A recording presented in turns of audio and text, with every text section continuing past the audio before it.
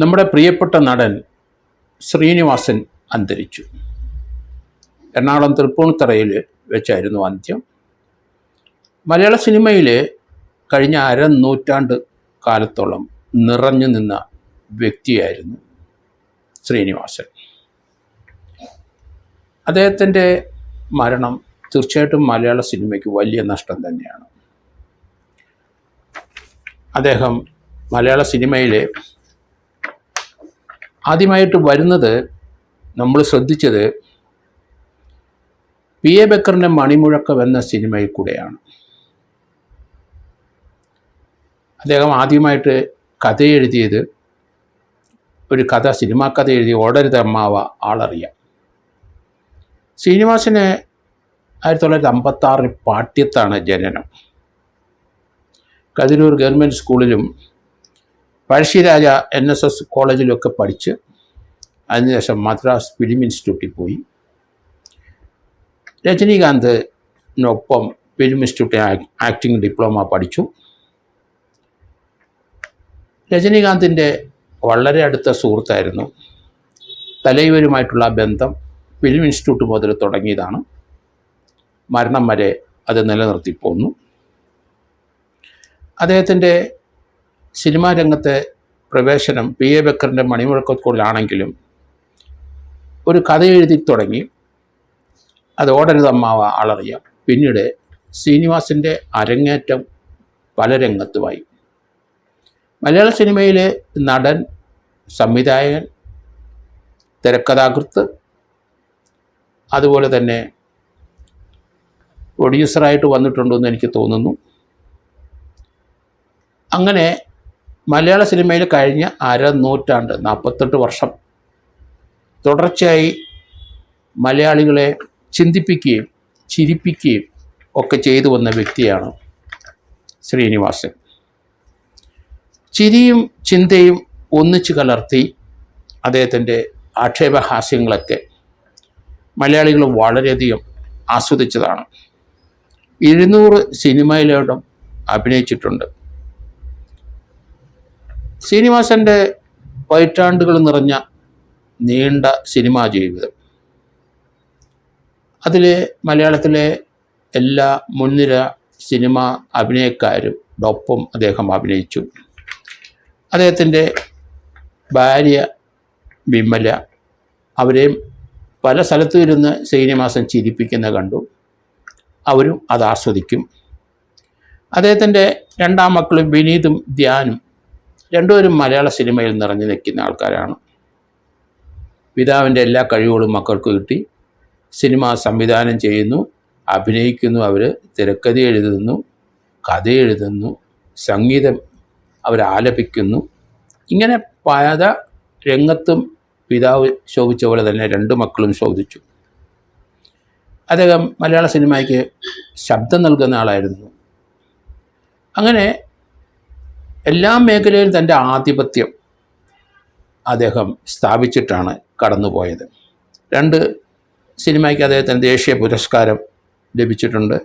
ചിന്താവിഷ്ടയായ ശ്യാമള, മടക്കുനോക്കി യന്ത്രം, ഈ 2നും അദ്ദേഹത്തിന് ദേശീയ പുരസ്കാരം ലഭിച്ചു.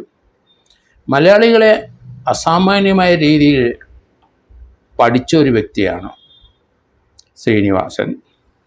അദ്ദേഹം മലയാളികളുടെ സംസാര രീതി, ഭാവമാറ്റം, സംഭാഷണ രീതി, അവരുടെ അല്പം പൊങ്ങച്ചം, അവരുടെ അല്പം രാഷ്ട്രീയം, അവരുടെ അല്പം ബുദ്ധിജീവികളുടെ പെരുമാറ്റം, ഇങ്ങനെ മലയാളികളുടെ എല്ലാ അവരുടെ പെരുമാറ്റങ്ങളും സംസാരങ്ങളും എല്ലാം സിനിമകളിലും സംസാരത്തിലും അദ്ദേഹം ഒപ്പിയെടുത്തി. അതൊക്കെ നമ്മൾ ആസ്വദിച്ചു. നമ്മൾ അദ്ദേഹത്തിൻ്റെ പല സംഭവങ്ങളും കണ്ട് പൊട്ടിച്ചിരിച്ചു. അദ്ദേഹത്തിന് ശ്രീനിവാസനും അതുപോലെ മോഹൻലാലും തമ്മിലൊരു കോംബോ ഉള്ള കുറേ സിനിമകൾ വന്നു. 2 പേരുടെയും പൊട്ടത്തരങ്ങളും അഭിനയങ്ങളും, വിദേശത്തേക്ക് ദുബായിലേക്ക് ഇവിടുന്ന് അവർ കപ്പലിൽ കയറി പോകുന്നതും ദുബായി ചെന്ന് ഇറങ്ങുന്നതും ഒക്കെ എത്ര തന്മയത്തമായിട്ട് അവർ അവതരിപ്പിച്ചു. അതെല്ലാം കണ്ട് നമ്മൾ പൊട്ടിച്ചിരിച്ചു, ആസ്വദിച്ചു. മലയാള സിനിമയിലെ എല്ലാ രംഗത്തും അദ്ദേഹം തൻ്റെ കഴിവ് പ്രകടിപ്പിച്ചു എന്നുള്ളതാണ് നാം മനസ്സിലാക്കേണ്ടത്. അദ്ദേഹത്തിൻ്റെ പല സിനിമകളും നമ്മൾ ഇന്നും ഓർത്തിരിക്കും. സന്ദേശം, തലയണ മന്ത്രം, അങ്ങനെ പോകുന്നു. ശങ്കരാടിയുമായിട്ടുള്ള അദ്ദേഹത്തിൻ്റെ രാഷ്ട്രീയപരമായ സംസാരങ്ങളും ഒരു രാഷ്ട്രീയ പ്രവർത്തകൻ എന്ന നിലയിൽ ശ്രീനിവാസൻ പ്രവർത്തിക്കുന്നതും അദ്ദേഹത്തിന് ജില്ലാ സെക്രട്ടറിയായി ശങ്കരാടി വരുന്നതും പോളണ്ടിനെ മാത്രം ഒന്നും പറയരുതെന്ന് പറഞ്ഞതൊക്കെ നമ്മൾ ഇന്നും ഓർക്കുന്നുണ്ട്. ശങ്കരാടിയെയും ആ സമയത്ത് നമ്മൾ ഓർക്കും. ഒരു രാഷ്ട്രീയം ജില്ലാ സെക്രട്ടറി അല്ലെ ജില്ലാ പ്രസിഡൻ്റായ ഒരു പക്വതയുള്ള രാഷ്ട്രീയക്കാരൻ എങ്ങനെയാണ് സംസാരിക്കേണ്ടത്, എങ്ങനെയാണ് പാർട്ടി പ്രവർത്തനം നടത്തേണ്ടത്, എങ്ങനെയാണ് പരിപ്പുവടയും കടുങ്കാപ്പിയും കഴിക്കുന്നത് എന്നുവരെ ശങ്കരാടിയെ കൊണ്ട് പറയിപ്പിച്ച വ്യക്തിയാണ് ഈ ശ്രീനിവാസൻ. അദ്ദേഹത്തിന് മലയാള സിനിമ ഉള്ളിടത്തോളം കാലം ഓർത്തിരിക്കുമെന്നുള്ളതാണ് നമ്മൾ പ്രത്യേകം. അതിൻ്റെ കാരണം ബുദ്ധിപരമായി നീങ്ങാനും ഒരു നടൻ്റെ ചലനങ്ങൾ എങ്ങനെ എവിടെ കൊണ്ട് നിർത്തണം, അവരുടെ സംഭാഷണം എവിടെ നിർത്തണം, അത് തന്നെയല്ല അദ്ദേഹത്തിൻ്റെ ഓരോ ഷോട്ടുകളും നമ്മൾ പരിശോധിച്ചു കഴിഞ്ഞാൽ മലയാളികളുടെ എല്ലാ തരത്തിലുള്ള വികൃതികളും അവരുടെ ഭാവമാറ്റങ്ങളും അവരുടെ മൂവ്മെൻറ്റുകളും അവരുടെ നടപ്പുകളും സംഭാഷണങ്ങളും കുറിക്കൊള്ളുന്ന ചില ചോദ്യങ്ങളും ചില ഉത്തരങ്ങളും ഒക്കെ നമ്മൾ ശ്രീനിവാസനിൽ നിന്നാണ് പഠിച്ചത്. ശ്രീനിവാസനുമായിട്ട് എനിക്ക് നല്ല അടുപ്പമുണ്ടായിരുന്നു. പോലീസ് ഉദ്യോഗസ്ഥനായ എന്നെ അദ്ദേഹത്തിൻ്റെ തിരുവനന്തപുരത്തുള്ള ഒരു സുഹൃത്ത് സിനിമ പ്രൊഡ്യൂസർ സംവിധായകൻ മുഖേന എന്നെയൊക്കെ കണ്ടു. അദ്ദേഹം താമസിക്കുന്ന സ്ഥലത്ത് തിരുവനന്തപുരം വട്ടിയൂർക്കാവിന് അടുത്ത് ഒരു ഫ്ലാറ്റിൽ 3-4 മാസം അദ്ദേഹം വന്ന് താമസിച്ചു.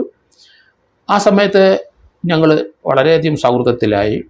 അദ്ദേഹത്തിൻ്റെ തമാശകൾ, ഞാൻ പോലീസുകാരനാണേലും തമാശ പറയുമെന്ന് അദ്ദേഹത്തിന് മനസ്സിലായി. വളരെ നേരം ഇരുന്ന് സംസാരിച്ചിട്ടുണ്ട്. പക്ഷേ അദ്ദേഹം ആ ഫ്ലാറ്റിൽ താമസിക്കുന്ന കഥ എഴുതാൻ വന്നതാണ്. പക്ഷേ 3-4 മാസം താമസിച്ചിട്ട് അത് എഴുതാതെ മടങ്ങിപ്പോയി. സത്യൻ അന്തിക്കാട് പറഞ്ഞ ഒരു കാര്യവും, അദ്ദേഹം കഥ എഴുതാനായിട്ട് അല്ലെങ്കിൽ സിനിമ തിരക്കഥ എഴുതാനായിട്ട് എവിടെയെങ്കിലും പോയിരുന്നാൽ സത്യൻ അന്തിക്കാട് പറഞ്ഞൊരു വാക്കാണ്, അവിടെ ചെന്ന് കഴിഞ്ഞാൽ 4-5 മാസമൊക്കെ അങ്ങനെ ഇരുന്ന് കളയും. നമ്മൾ ചെന്ന് കഴിഞ്ഞാൽ സിനിമാ കാര്യങ്ങളൊന്നും പറയില്ല. അദ്ദേഹം തമാശകളും മറ്റു ലോകത്തേക്ക് സഞ്ചരിക്കാൻ നമ്മളെ ഇവിടെ കൊണ്ടുപോകും. സത്യൻ അന്തിക്കാടിൻ്റെ കമൻ്റാണ്. അത് ശരിയാണ്, എനിക്ക് ആ അനുഭവം ഉണ്ടായിട്ടുണ്ട്. 3-4 മാസം തിരുവനന്തപുരത്ത് ഫ്ലാറ്റിൽ വന്ന് താമസിച്ചു. അവിടെ അദ്ദേഹം തന്നെ ചില കഞ്ഞിയൊക്കെ വെക്കുന്നത് ഞാൻ കണ്ടു. ആഹാരം വളരെ ചെലവ് കുറഞ്ഞ ഒരു വ്യക്തിയാണ്. ജീവിതത്തിൽ ആഡംബരങ്ങൾ അധികമില്ല, ആർഭാടങ്ങൾ അധികമില്ല. സാധാരണക്കാരായിട്ട് നടക്കും. സാധാരണക്കാരോടെ അദ്ദേഹം കുറിക്കുകൊള്ളുന്ന സംഭാഷണം, കുറിക്കുകൊള്ളുന്ന ഉത്തരങ്ങൾ ഒക്കെ കൈവശമുണ്ട ഒരു വ്യക്തിയാണ്. നർമ്മം നന്നായിട്ട് കൈകാര്യം ചെയ്യാൻ അറിയുന്ന മലയാളത്തിലെ ഒരു അത്യുന്നത നടൻ തന്നെയാണ് ശ്രീനിവാസൻ. കാരണം അദ്ദേഹത്തിൻ്റെ എല്ലാ സിനിമകളും നമ്മൾ നോക്കിയാൽ നമ്മളെപ്പോലെ തന്നെ സാധാരണക്കാരനെ പോലെ പെരുമാറുന്നതും സംസാരിക്കുന്നതും ഒക്കെ അഭിനയമാണെന്ന് നമുക്ക് തോന്നില്ല. അതാണ് ശ്രീനിവാസൻ്റെ സിനിമകൾക്കുള്ള പ്രത്യേകത. എന്തായാലും അദ്ദേഹം കടന്നുപോയി.